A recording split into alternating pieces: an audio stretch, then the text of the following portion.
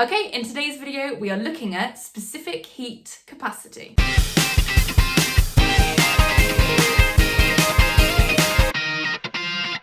So in the previous video, we looked at how if you transfer energy to substances, it may cause the particles in that substance to vibrate or move around quicker, and therefore raising the temperature of that substance. But how do I calculate how much energy I need to transfer to something in order to raise its temperature? Well, luckily there's an equation that comes in handy for that. Here it is, Q is equal to mc delta T.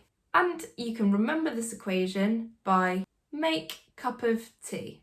Again, credits goes to Mrs. Allen, my own chemistry and physics teacher at school. So Q is your energy in joules. Yes, I know it's Q, not E.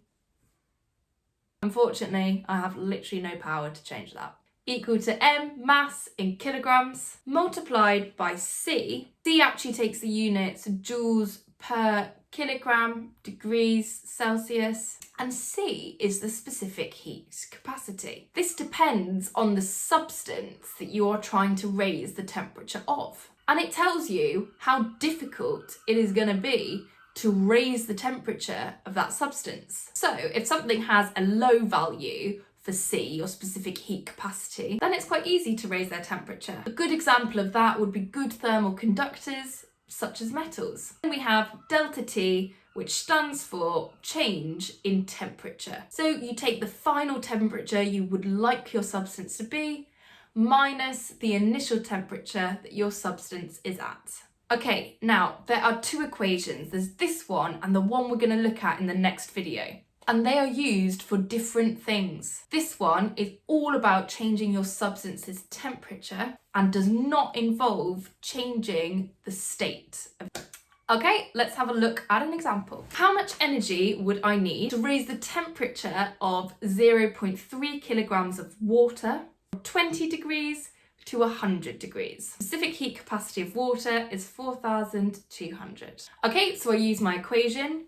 Q is make cup of tea. Therefore, my energy Q is equal to my mass, 0.3, multiplied by C, 4,200, multiplied by my change in temperature.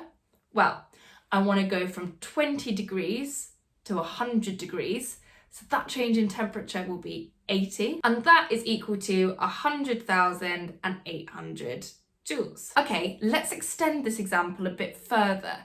And you're going to rely on equations for electrical energy and electrical power to answer this next part. To heat the water in part A, I'm using a kettle that has a current flowing through it of 10 amps and a voltage of 230 volts. How many minutes will it take to heat that water from 20 degrees to 100 degrees? Well, we already know the total energy that would take, and that is 100,800 joules. And from our work with electrical energy, we should be familiar with this equation here. Energy is current times voltage times time. So 100,800 joules is equal to my current 10 times my voltage 230 multiplied by the time. So let's rearrange. Time is equal to 100,800 divided by 10 times 230. That gives me a time of 44 seconds. Okay, hope you found that useful. Please do like and subscribe. Download the notes for all those worked examples and that equation and the units. Thanks for watching.